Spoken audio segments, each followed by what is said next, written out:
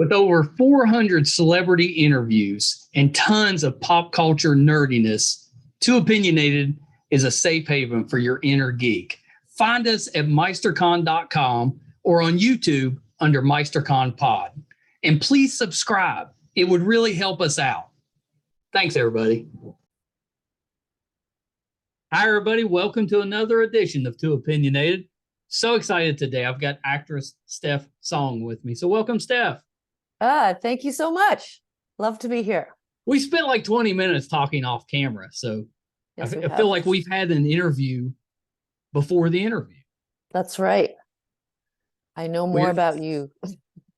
Probably too much. No, never too much. We were talking off camera that I'm going to try to draw you in to the Star Wars, Star Trek universes. And you said that wouldn't be easy.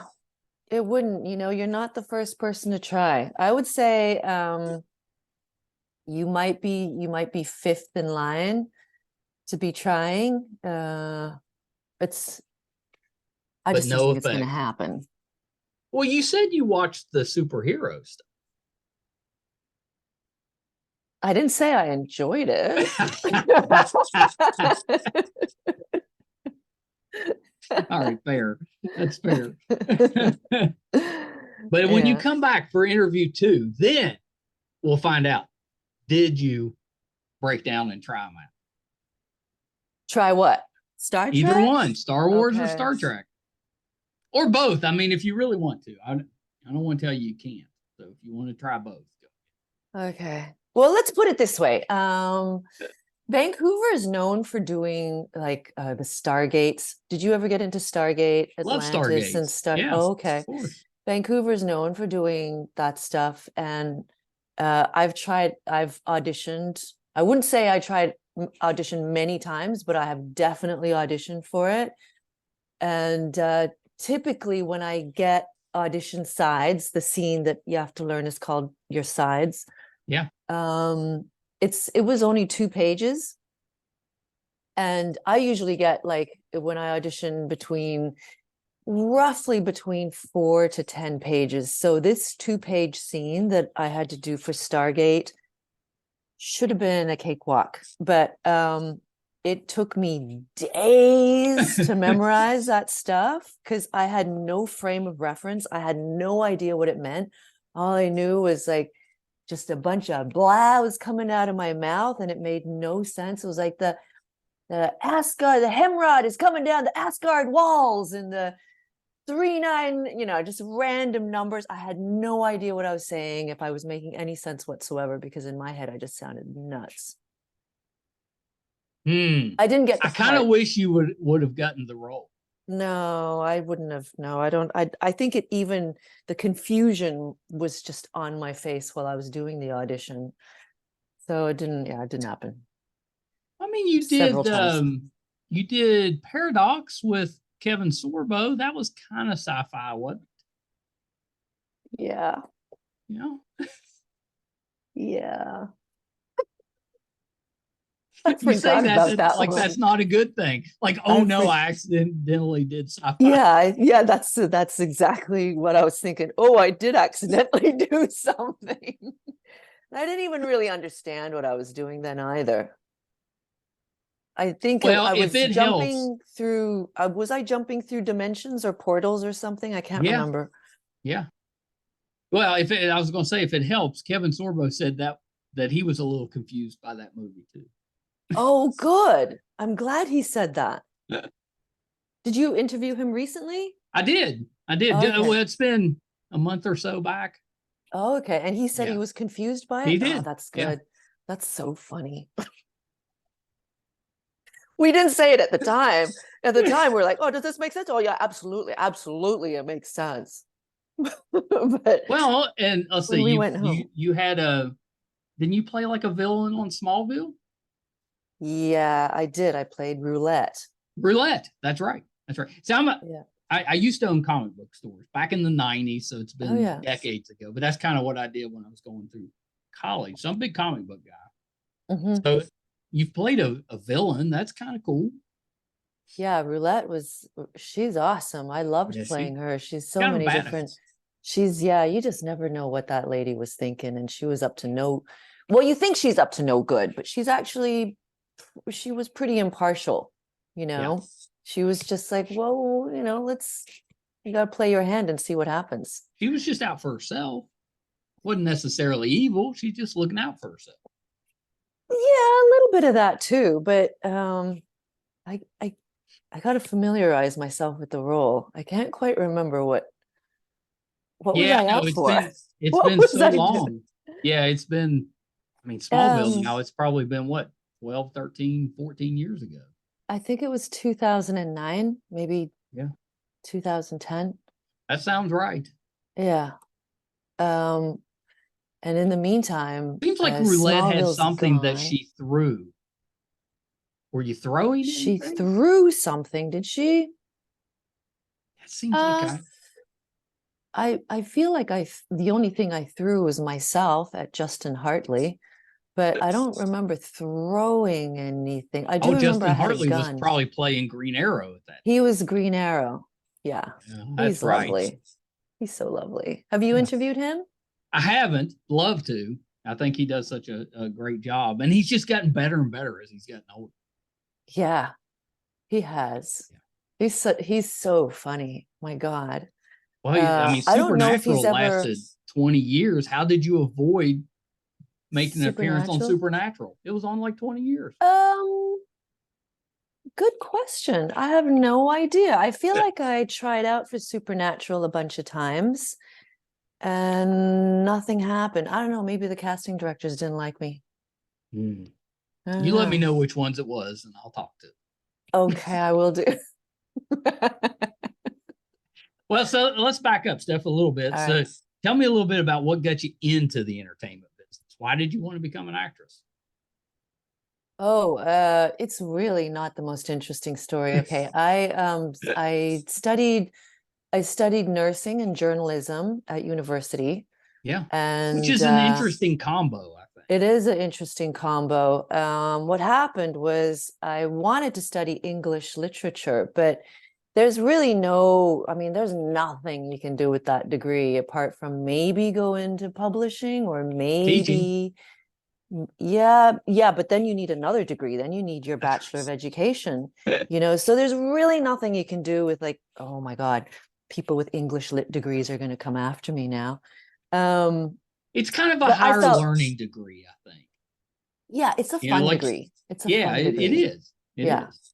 And uh, so I wanted to do that, but I also thought, well, my parents aren't going to want me bumming on their couch, so I should be able to apply it to something. So I started on journalism, um, which eventually turned out to be not very interesting once I realized that I was writing about other people all the time. And they were out doing something interesting and I was just writing about it. And it was also very, I felt like writing at that time, or maybe it's just my perspective, it just felt very dry, like it was just the who, what, where, when, why, and how. Yeah. I think that's what I was studying in first year journalism, was like news journalism. So it wasn't very fun. It wasn't like in depth, like spotlight type project pieces, journalism. So anyway, so then my dad's girlfriend said, why don't you go into nursing, because you can travel the world? And that sounded fantastic. So I was like, yeah, I'm going to do that. Yeah. And then I started doing nursing, but realized that you really have to be a saint to be a nurse. The things you got to do, you really have to just love, love, love people. I don't love people that much. So that didn't work out very well. But I had enough credits to graduate from both. So I did. And then I met a boy. As soon as I finished, which was in Queensland in Australia, I met a boy and he was American and he played for a band. I've not told many people this story, You Michael. fell You're for getting a rock something. star. Is that what I you're telling me? did. I fell for a rock star. That's not cliche at all. He played for he played for a band called The Cult. Do you remember The Cult? I do remember The Cult. Yeah, he was the drummer for The Cult. Okay. And I married him. I moved to LA, where I found out that I wouldn't be able to use my nursing degree unless I wanted to go back and study for another, I don't know, year and a half, because the standard was different. Right. And so I was looking around at what to do. And one of my friends was like, I don't know, why don't you go do some extra work, or why don't you go do some stuff for commercials? And I started in commercials and music videos, and loved it, and I don't know, did acting classes, and it all sort of happened from there. Did you ever do music videos with your husband? Mm-mm. Okay. Yes, I did. Yes, I did. I did one music video for he branched off. The Cult fell apart. Most for bands whatever do reasons. For whatever at some reasons, point. yeah, they fell apart. And my husband at the time, it's not my husband anymore. I'm on to husband number 2 now. That happens to a lot of us as we get older. Yeah. The husband at the time branched off into forming a band with the singer of The Cult, and that band was very short-lived. It was called Holy Barbarians, and I did a music video for Holy Barbarians. You know, if you're going to do a music video, it should be for a band named Holy Barbarians. Yeah, they were great. They were super. They're a good band. I wish they stuck around for a bit longer. Yeah, I think that's the problem with musicians. They struggle a little bit, working together sometimes. Well, I think any environment where you have to make a whole bunch of creative decisions it's gonna spark like some difference of opinion. Yeah. But that's when you have to stay open and collaborate. I mean, it is a collaboration. Film and TV is a collaboration too. Like what the actors bring to the table shouldn't be discounted, and like we're not just meat puppets, as like someone once put it. That's fair. Yeah, that's fair. Yeah. Yeah, no, I like that. I had a feeling at some time in there he asked you to be in a video. Mm-hmm. Yeah. Yeah. I don't know whether that was because they just didn't have the budget for talent.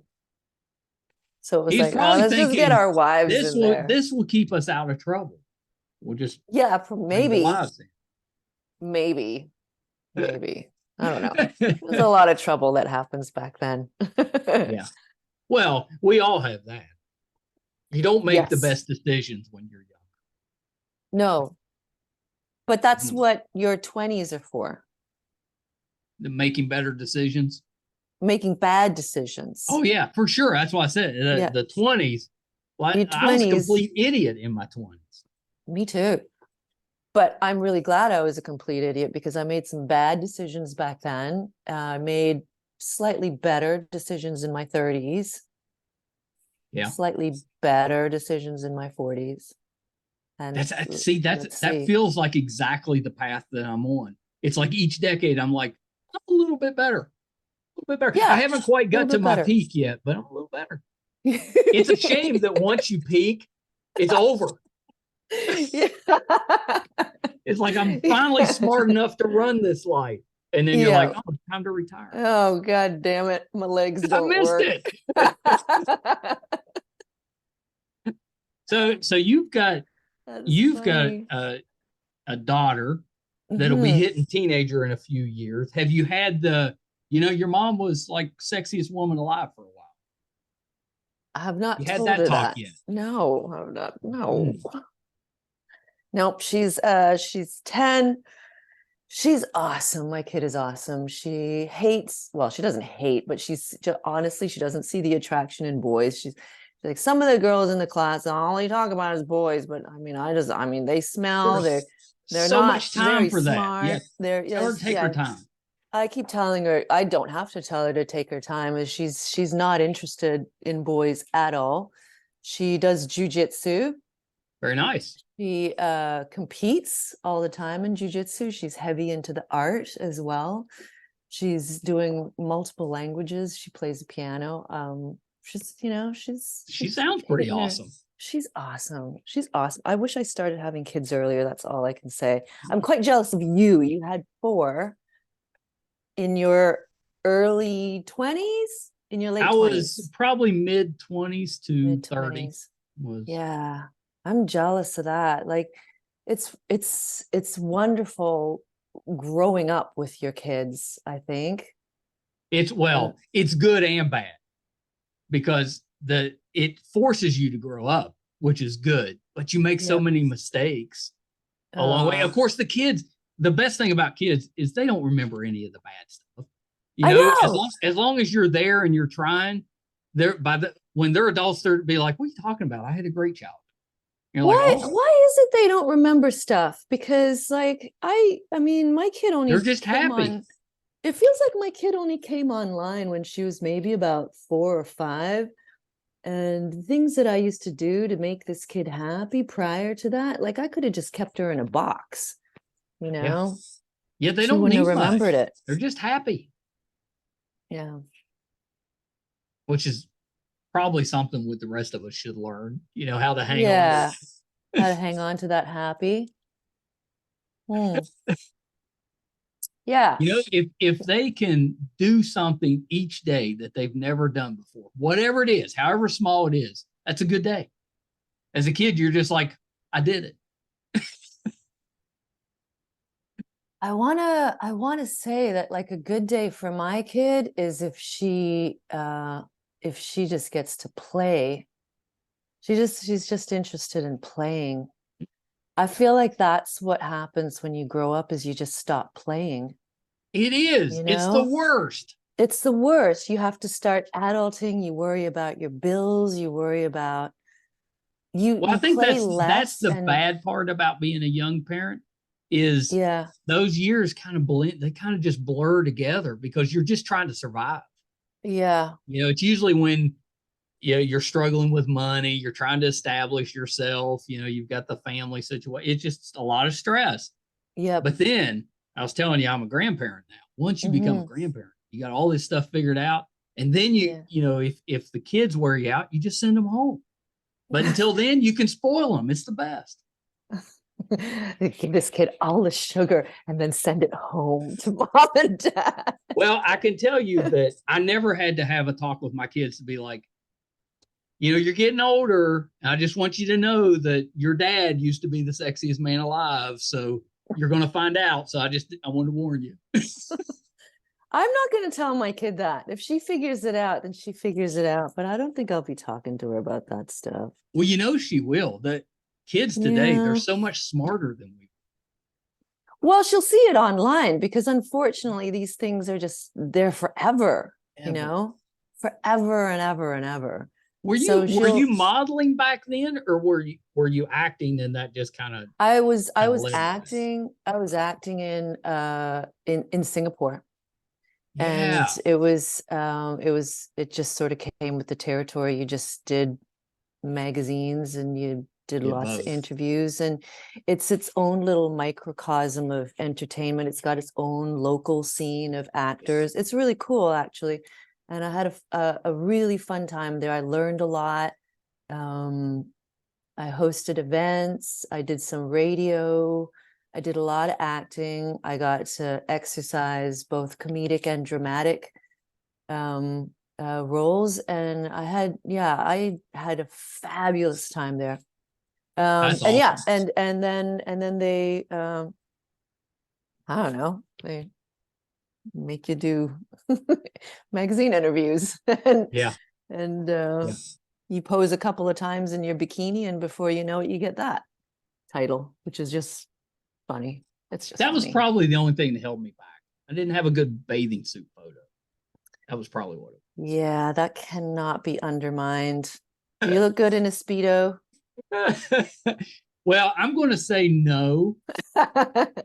I'm not brave enough to say, yeah, hell yeah, I do.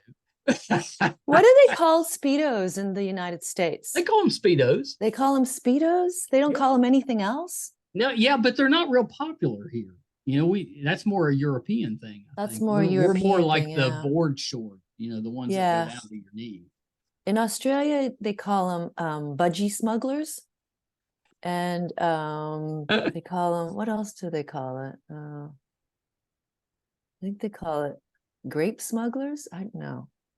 That's That's not funny. right. That's not right. Budgie smugglers for sure, though. Yeah. Yeah. Well, most countries have a much more modern view with the human body. You know, in America, we're more repressed with that stuff. You know, Yeah, we're why is covering that? up more. I don't know. Yeah. I don't know. I don't know why it's like that. It's very uncomfortable for all of us, though. It'd be much easier if we were all just very comfortable with each other, but we're not. Oh, yeah. You guys need to be a bit more free. I know. I know. I don't know what to do about it, though. I'm just one guy. We have a house in Australia. Nice. And it's there's a nude beach adjacent to our beach. So I don't know. I haven't been there for a while, but I'll take my kid there and she'll probably freak out. Yeah. It's always the guys. It's always a bunch of creepy guys, really. Well, that's the problem. That's the problem. It's not who you'd want to see it. Okay. You said that, not me. Well, I'm saying it from somebody that I'm sure that's what people say. Yeah. Okay. I know when my wife and I got married, we went on our honeymoon to Jamaica, and we stayed at Sandals there in the Grill, and it's right next to a nudie beach. It's it's called Hedonism. Okay. But it's a nude beach. Yeah, it's a new hedonism. Beach. Hedonism. It was the name of I guess it's a resort, but it's a beach. So we went out kayaking one day and we're like, well, let's just move over that way and check this thing out. Check that out. Well, we went over there and there's just one guy, very large man, and with the only thing he's wearing was like a sailor's hat, and he was just out there waving there. That was it. Oh yeah. Very underwhelming. It didn't seem very hedonistic to me. Hedonism. Yeah, no, it's the last time I went to that beach, it was before I was pregnant, and there was one guy not wearing much, just I think maybe a baseball cap, and he had a frisbee, and he kept throwing the frisbee up in the air for himself, trying to entice me into playing frisbee with him. Looking like, oh, it didn't work. It didn't work. I think I skedaddled out of there really fast. He was trying. Yeah, no, I felt a bit sorry for him. It's I don't know. It's not that sorry. Nudity is great, but it's also sort of weird, right? It just is. Well, it is. It is, especially on guys. Guys weren't meant to be naked. It just weren't. Well, I don't know. It's trust me. You got way too many dangly bits. Yes, it's just messy. Yeah. It's just very messy. Well, so let's talk about when you left Singapore. What made you come to the States, and what was the difference in the acting here compared to there? Well, what initially brought me to North America from Singapore was a script. I had a Canadian agent. I got a Canadian that's right. agent. Yeah, you didn't come to the States. You went to Canada. I went to Canada. So I did like 2.5 years in Singapore, and then during that time I met my agent over here. He's Singaporean, but he lives in Canada. And he just happened to be visiting Singapore, his parents in Singapore, and we met at a party, and he was like, "What do you mean you're Canadian? Well, why aren't you working in Canada?" Okay, well, I'm going to represent you now. And he sent me a script, and it was for a movie called Everything's Gone Green, written by an author, like the voice of our generation. Douglas Copeland, and he's famous for writing a book called Generation X: Tales of an Accelerated Culture. He's he wrote Microserfs. He wrote All Families Are Dysfunctional. He wrote thousands. Yeah, he's pretty accomplished. Well, not thousands, but a lot. And Yeah. it all is very contemporary and now, and just has great resonance, and had great resonance for me. And so when that landed on, it came to me by FedEx. And I remember ripping it open, and right there in my doorway, I don't even think I closed my door. I sat down in the doorway in a little patch of sun, and I read Everything's Gone Green from title page to the very end page. And I was like, I'm on a plane and I have to audition for this because it's the first Douglas Copeland screenplay ever. And so I came to Vancouver. This is a funny story, actually. So, and I auditioned, I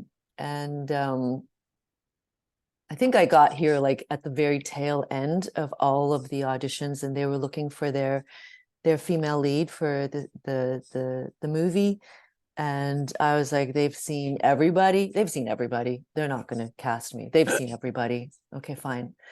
So I went in, I gave it my best shot. And because it meant so much to me, I actually said to the director, I said, listen, I know you're not going to cast me, but really important that you get this right. Like, you got to get this right. This is Douglas Copeland. You cannot mess this up.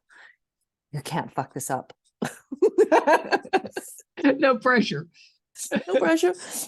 And the guy was like, okay, who are you? And the next day my agent got a call and said that director would like to meet you for a cup of coffee. And so I met him for a cup of coffee, and we talked about stuff, and we didn't talk about the movie at all. We just talked about where we were both in our lives. And then the day after that, I flew back to Singapore. And that night when I landed, I think I was all jet lagged, and I didn't know my ass from my elbow. But I got the phone call that I got the role. And so I was back on a plane like 24 hours later. And yeah, then I shot Everything's Gone Green. And it was the summer, maybe it was a spring. I think it was the spring of 2005. Oh, yeah. Yeah. Yeah, which seems like yesterday, and it's been almost 20 years. Yeah. Oh, God, you're right. It's been almost 20 years. Yeah, I know. Oh, my Lord. It goes by fast. Yeah, it has. Yeah, that's what kids will do to you. Once you have a child, it flies by. Mm-hmm. Yeah. Yep.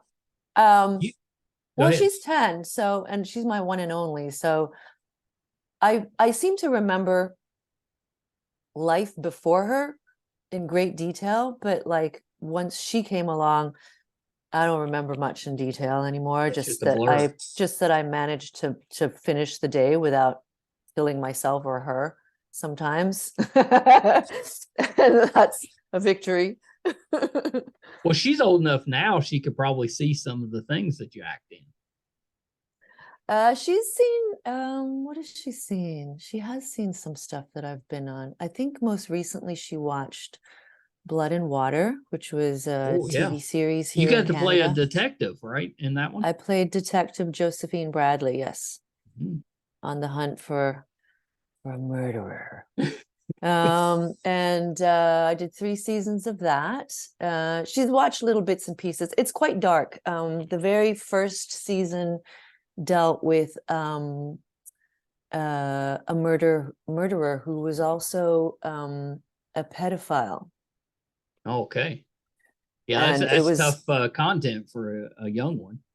Yeah, and it was a pedophile who committed the act against his own brother. So it was incestuous pedophilia. And do you want to know who the guy was who played the pedophile? Of course. He's a guy who is now very famous, and his name is Simu Liu, and he was Shang-Chi. Really? That's amazing. So you got to to act opposite Shang-Chi before he was Shang-Chi. Before he was Shang-Chi, and he's a brilliant actor, super committed, so determined, and I just knew that he was going to be going places. So I don't know, like an older sister, I'm very proud of him. You've got that connection. Maybe he can bring you into the Marvel universe. Oh, yeah. Still no excitement. I can tell. No. You did No, Supergirl, I did. which is DC. I know it's not Forgot Marvel. about that. I Yeah. almost forgot about that. Yeah, that's yeah, I did do Supergirl. Yeah. Yeah, that was fun. I got to wear the Supergirl outfit too. Yeah, you were like VR Supergirl. Yeah, I was VR Supergirl. Speaking of VR, the latest thing that I did is I voiced a character for a VR game Ooh. that's coming out. Actually, I don't have a release date for that. I have no idea, but I can't talk about it. Of course But not. I can't talk about it, but I will tell you that that I'm very excited by it, and everyone should be very excited about it. And it's sci-fi, so I you know. will love it. See? You know I will. You know I will. Yeah. Well, and my son is he's the gamer in the family, so I'm sure he'll be playing it as well. Yeah. Yeah. Do you guys play VR? Well, he does. Okay. I refused. I know as soon as I start playing video games, that's all I will do.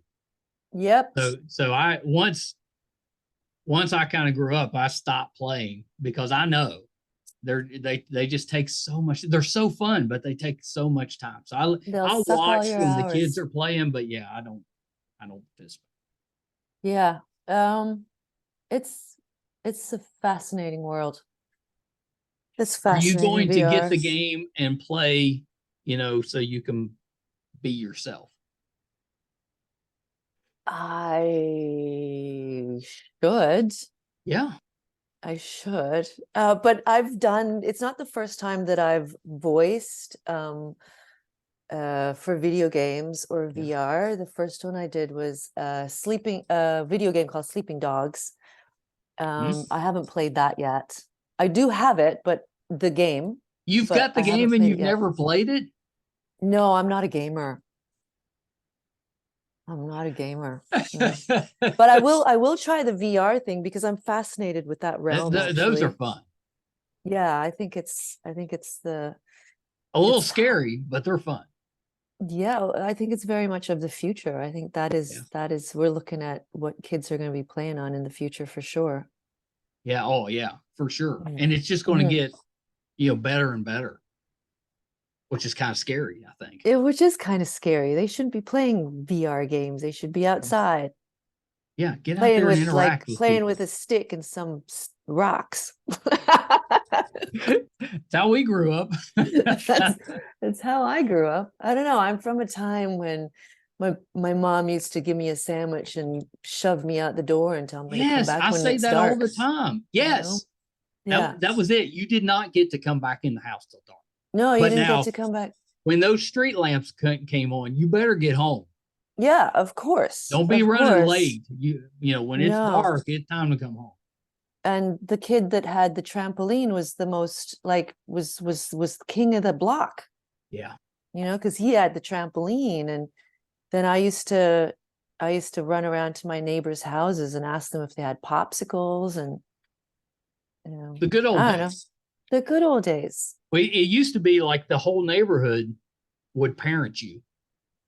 Well, because if you got in trouble at somebody's house, those parents are going to take care of you. Yeah, you no, may absolutely. get in trouble twice because they're going to call and tell your mom, and then you're going to get it. They'd call and tell your mom, but they'd also rip into you if they had to on the spot if you were misbehaving.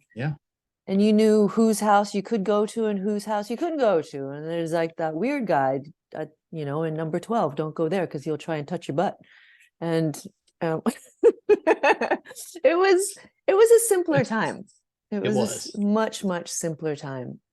Yeah, I miss it. I miss it very much. And I so wish that I could just do that with my child, is just give her a jam sandwich and throw her out the Yeah, door but and you tell her not can't. to I bother mean, me. it's the You world's can't do, changed. you'll You get can't. arrested. You'll get Yeah, you arrested if got your to keep child track is, of them now. yeah. I know, awful. So you did some big roles with some big actors. Like we loved you in The Thaw, which I think Oh was yeah. Val Kilmer in that one. Yep. That was Val Kilmer. Uh, I didn't have any scenes with him. Yeah, So I've I didn't seen that, but it's actually, just been years ago now.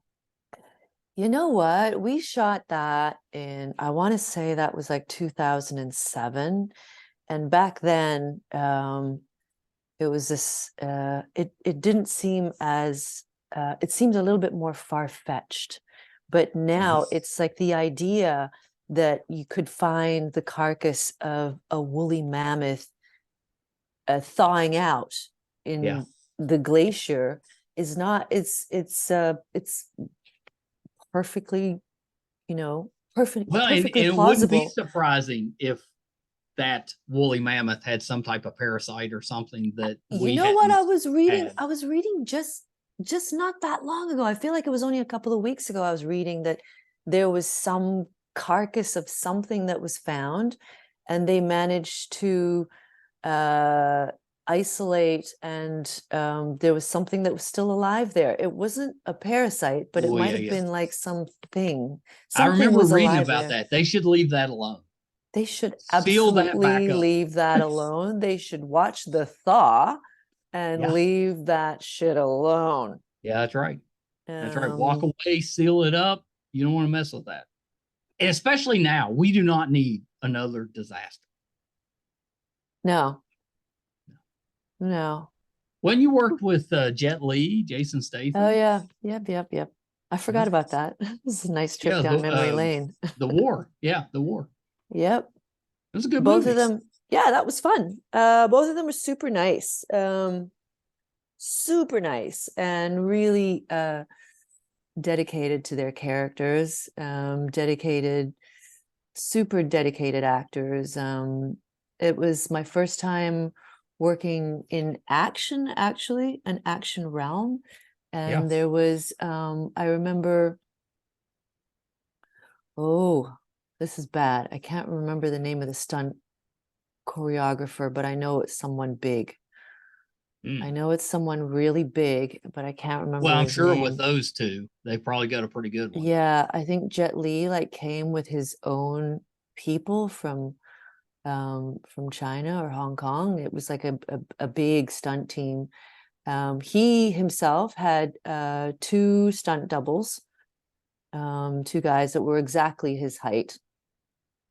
Um, and then watching them, like they didn't actually come to set on a day when there was going to be action shot. I feel like they didn't come to set with a whole bunch of like choreography already done. They would just Right. sit there like on apple boxes and work it out like right there, and then like they would work it out and go, okay, and I try that, I try that, Amazing. try that, and then like within half an hour there's a whole put together scene just ready to go. And these guys are so skilled and so just at the peak of their game that they Yeah. could watch something once, and Jet Li could just watch something once and go, okay, I'm doing that's all the moves that I'm doing, and he would step in and do it perfectly. It Yeah, it's was it amazing. was it was amazing to watch. It was whole other level choreography.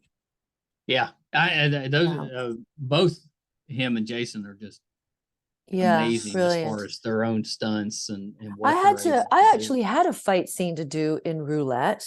Um, and it took me 3 days to learn it. Like it took Okay. me 3 days to learn that. It Have took me you have so you had any long. type of training, like any martial arts training? No. Yeah. Oh, well, yeah, yes, I did kung fu, but I didn't, but I mean, like when you're doing stunt fight scenes, I think you'd benefit more from learning dance choreography, because it Okay. is choreography. It's That not, makes sense to me. yeah, it's not it's not self-defense. Like I mean, it Yeah. is, it's you're learning kicks and punches and whatever. So it would be perfectly good self-defense, but you're really learning a set of moves in a sequence that you're going to shoot. So it's more of like a dance, a very intricate dance. Well, that's what it looks like when you watch somebody that's really skilled, or a few people that's really skilled. It looks like a dance. Yep. Just a violent dance. Very violent dance. Do I remember correctly that maybe you were on a Twilight Zone episode? Yeah, I was on a Twilight Zone All episode. kinds of sci-fi. Yeah, I forgot about that. I forget all about my sci-fi stuff. Yeah, who was I in that with? I'd like to tell you, but I just kind of remembered seeing you in it because that's what I do, but it's just been too long. I can't remember the other actors that I worked with. Oh my Lord. But I remember the premise of that particular episode, and it was some sort of a meteor falls to ground, or some sort of a, as they will, I don't know, an alien rock, and it contaminates and pollutes like all the water in the small towns surrounding that area, and people drink the water, and nothing happens to the women, but the men go psycho. Like they go like absolutely nuts, and they become like these beast monsters who just are out to kill. And I remember that now that you say it. Yeah, it was really cool. It's a very cool premise, because that could happen. That could happen. You never know. If you're, maybe if you get contaminated water that was around the woolly mammoth, that could happen. That could happen. That was the funniest thing. I quite liked working on the thaw, actually. I was one of 5 college students that was invited to go and look at the thawing carcass of the woolly mammoth with Val Kilmer, who played the professor. And of course, it's 5 college students, of course. And I get infected with this parasite. So I break out in all these parasitic bug bites. And then my boyfriend, played by Kyle Schmidt, shoots me in the face. It was awesome. And the prosthetics that they built, like the makeup that they did, was just amazing. It was so cool. There was blood. I got to lie in a pool of blood. I got to act all like infested and freaking out. Yeah. Well, they did a few years ago. There was one called, I wanted to say it was called something like Fortitude or something like that. But it's basically that exact same premise. And I always wondered if it was based off of that movie.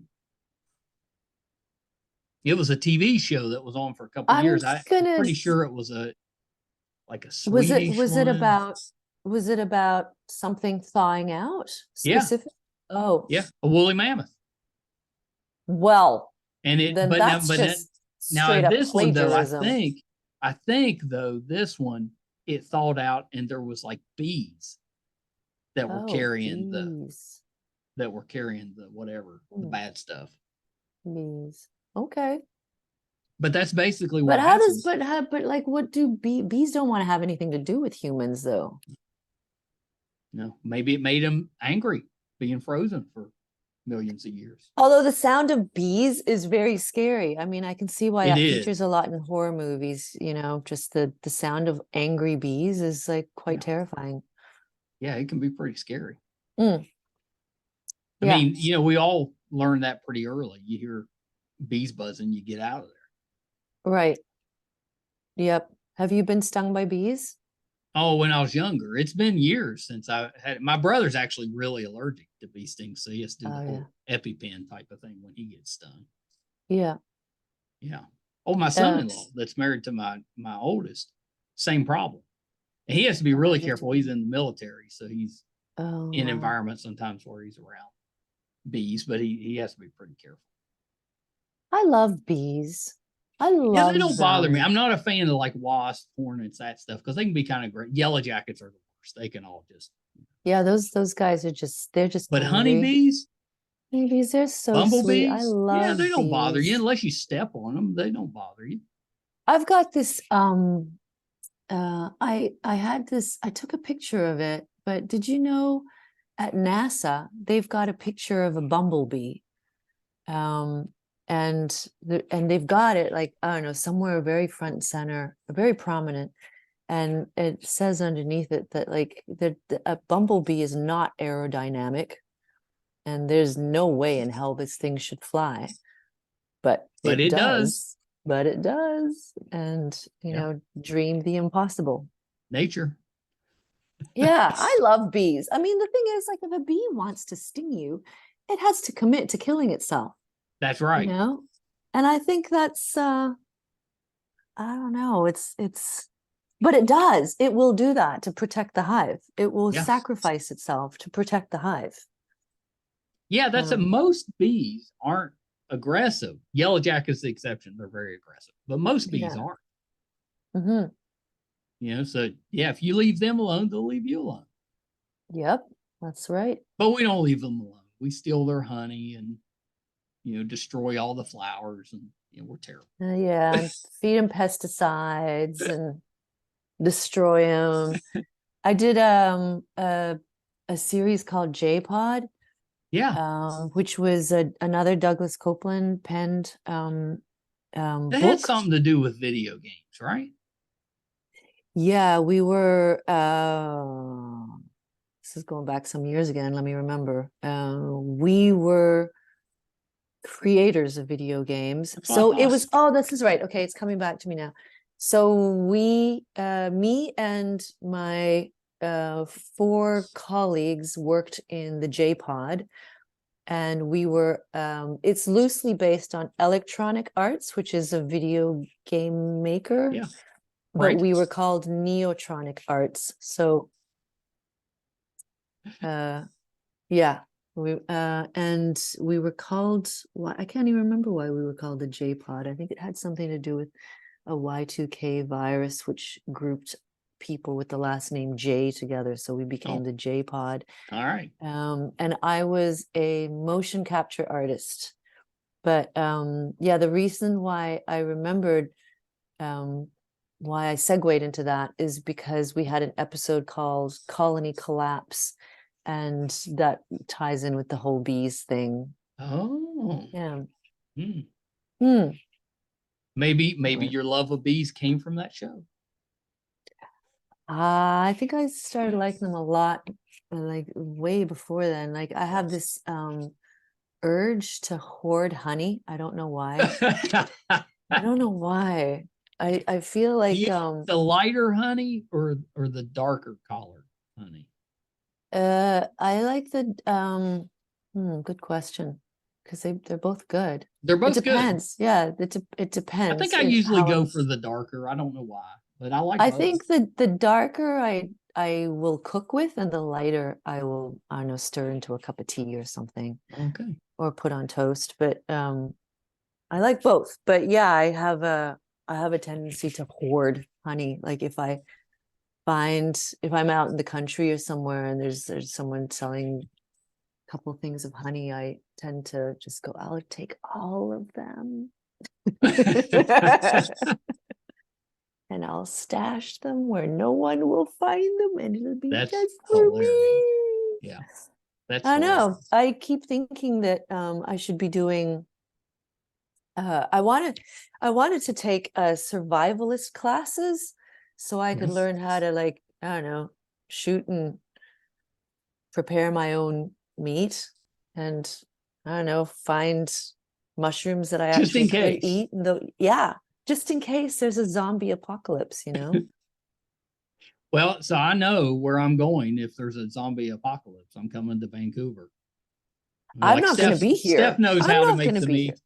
No, I won't be here. I'll be like, I don't know, somewhere. I'll be long gone. I'll probably. You need to come here. Like, the southern tip of like New Zealand. No, I don't want to go there. There's too many people there. I want to go where there's no people. But West Virginia, there's not that many of us. Like there's more people in LA than there are the whole state of West Virginia. Really? Yeah, we got like 1.8 million for the whole state. Oh, wow. What do you guys do for fun? Well, it's all outdoors. So it's like rock climbing, whitewater rafting. zip Oh, yeah. lining, that type of stuff. Do you guys have much of a tourist trade over there? Yeah, it's all tourists pretty much. Oh, really?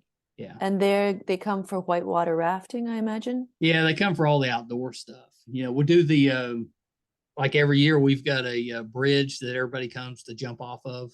Doing the They jump bungee off a jumps. bridge? Yeah, we have the Bridge Day. It's called Bridge Day, and they'll have thousands that'll be jumping off of this bridge. How high is the bridge? It's pretty high. Look it up. It's New River Gorge Bridge. New River Gorge Bridge. Bridge Okay. Day. You'll see it. It's crazy. It's And pretty high up. I'm guessing it's not high enough to cause injury. Oh, it could, but I don't remember anybody ever getting hurt. You think they would though? When you watch the videos of them jumping off of the bridge, you're like, well, that's going to end in a disaster, but it never seems, they seem okay. I guess they know what they're doing. Crazy. Yeah, that's nuts. Yeah, that has no appeal to me. I'm not a big heights guy. So no, none of that. I'll whitewater raft. That's fine. But anything that's above ground, no thanks. Yeah. Me too. Yeah. Big chicken. Me too. What are you watching these days? I need a new series to watch. Well, I'm watching the 3rd season of Party Down. Party Down. On, Stars or on Okay. Hulu.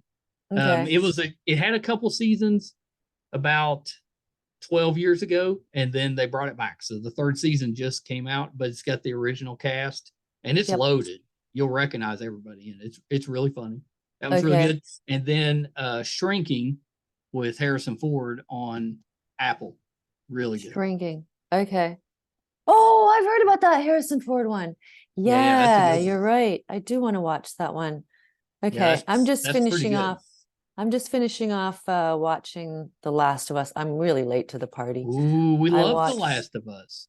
I tend to watch things like way after everyone else has watched it. So what episode are you on? I think after that really sweet episode with the 2 gay guys. Oh, that's the best one. That was, like, my opinion, one of the best hours of TV I've ever watched. Really sweet. Yeah, So I love that. How about The Resort? Did you, or not The Resort, the White Lotus? The Resort was really good. The White Lotus. I haven't watched that. White Lotus. Who's in White Lotus? Well, it's 2 seasons. Yeah. It's got mostly different cast for each season, but it's got Jennifer Coolidge is the main actor in the 2. She like crosses between the 2 seasons. Everybody else is basically new that's coming back. You'll love it though. It's so good. It's really good. But the one of the guys from that episode of Last of Us is one of the main actors in the 1st season. He's like a maitre d' at a hotel. Okay. Not Nick Offerman, the other guy. Okay. Yeah. Whatever. I can't remember. I like Nick Offerman. But yeah, Nick Offerman. But that The Last of Us was terrific. Hard to watch at times, but really. Yeah. It's not as scary as I thought it was going to be. No, I didn't think so either. There was a couple moments, but I'm okay with that. Yeah. Yeah, the writing was so good on. There was something that I'm looking forward to watch. Oh, okay. I know what I'm looking forward to watching. I actually really want to watch John Wick. My son just went to see. I was going to go a week ago. I was going to go see John Wick and Creed 3. I was going to just see them both. Oh yeah. And I got food poisoning and didn't get to go. Oh no. So my son went and he saw it. And he said it was good. He said it was really good. Oh, that's good. It's a 3-hour thing. Yeah, it's a long one. Yeah. All movies are anymore. I know. I went to the Avatar one, The Way of Water, and you shouldn't drink anything before you go and watch that because you got to pee like 3/4 of the way through, and then they're in water all the time. So you're just, oh my God, I really got to pee, but then I can't go because I'm going to miss everything. I have this, like if I owned a movie theater, why don't they put the movies playing in the bathrooms? So if you have to go pee, you don't miss the movie. Well, this is going to make me sound like a real old person, but why don't they have an intermission? That's even better. For like a really long movie like that. I mean, A 10-minute intermission or I maybe know. 15. I would totally Because buy it. I mean, like Gone with the Wind. I mean, how many hours was that? That had an intermission. Yeah, I would totally go for an intermission. Yeah.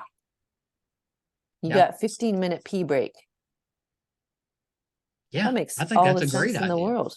Right. But if you're not going to do that, maybe show the movies in the In the in the bathroom. bathroom.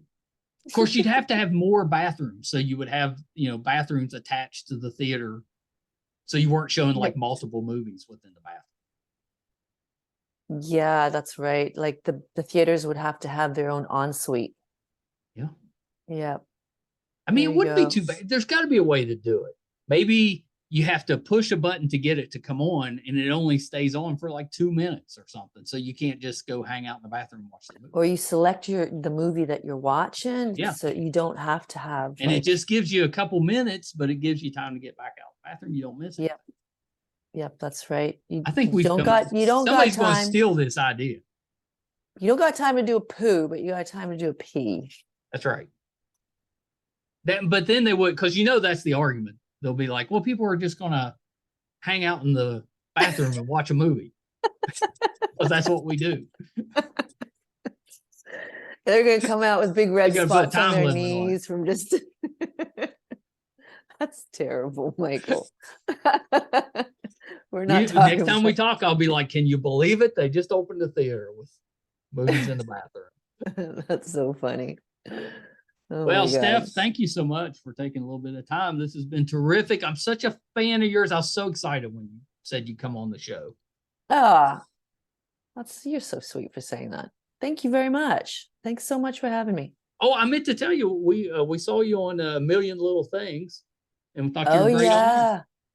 Yep. Can I tell you a funny story? Of course. I don't actually audition too much these days because I find that I just don't have the time that I can commit to going to set, because I've got my 10-year-old and it's just me here in Vancouver with my child, and so there's really no one to take care of her if I'm on set. So the projects that I do are very few and far in between. Yeah. And with A Million Little Things, I'm actually, I'm a nurse. Yeah. Now I'm a nurse, but it's been that long since I have actually been a nurse that with those lines, I had the worst time remembering them. Really? Yeah. I had the worst time remembering like doctor jargon, and that stuff should have just been able to just roll right out of my mouth. And I was like, oh dear, it's been a long time. Too long. It's been way too long. But yeah. There you go. Yeah, but we thought you were great on there. It was nice to see you pop up. Oh, thank you. The next time you see me on any sort of screen will be a VR screen. And I'm excited once we finish this podcast, I will tell you what the project is. I will tell you, but I can't tell anybody else. That's fair. Okay. That's fair. I got in real trouble. I won't leak it because I don't want to get you. Yeah, don't leak it. But because I've actually been in trouble before for leaking something before I was supposed to leak it, and it was for roulette. And I didn't know at the time that I'm not supposed to leak it. And it was back in the day when I was on Twitter. I'm not on Twitter. I have not been on Twitter since 2007, maybe 2008. But I was on Twitter, and I didn't even tweet like the name of the show. I just tweeted like something like, I just booked something, and the only hint I can give you is it's a bird, it's a plane, I said nothing else. And someone tweeted back to me and went, Smallville? and then like, I got like 1,000 followers the next day going, what role are you playing on Smallville? And then I got hauled into the producer's office, and they were like, you can't say anything. We didn't tell you, but you're working on stuff that you can't leak this sort of stuff. And I went, okay, I will never leak anything ever again. Well, so Steph, last thing before we wrap up. Hey, you said you haven't been on Twitter in a long time. Are you on any other social media, and where can we find you? The only thing that I'm on is Instagram. And I am under the name I am Steph Song. I like that. That's it. I like that. Yeah. I like the I am or the. Some people use the. I like the that. Steph Song. Yeah, I know that sounds a little bit weird, but as someone else had already taken Steph's song, and How dare they? how dare they exactly? And back when Gmail started up, someone beat me to it with stephsong@gmail.com. And You I got to was be like, quick. how? I know. I actually emailed that person from a Gmail account that I formed. I was like, is your name actually even Steph Song? And they replied, no, it's not. I went, well, why don't you give it to me? Because my name actually is Steph Song. And they were like, Yeah. no. Well, why were they using it? Why would they use it? That's Why ridiculous. would they take it? I know. I'm going to work on that for you. We're going to get that back. Thank you very much, Michael. That's exactly what I need. Someone get me that Gmail account. All right, Steph, hold on 1 second. Let me find the pause button. Here we go. Well, that was really fun interview for me, Steph Song. Hope you guys enjoyed that one. If you're of a certain age, I'm sure you've been a fan of hers like I have for years. I think she's just a terrific actress.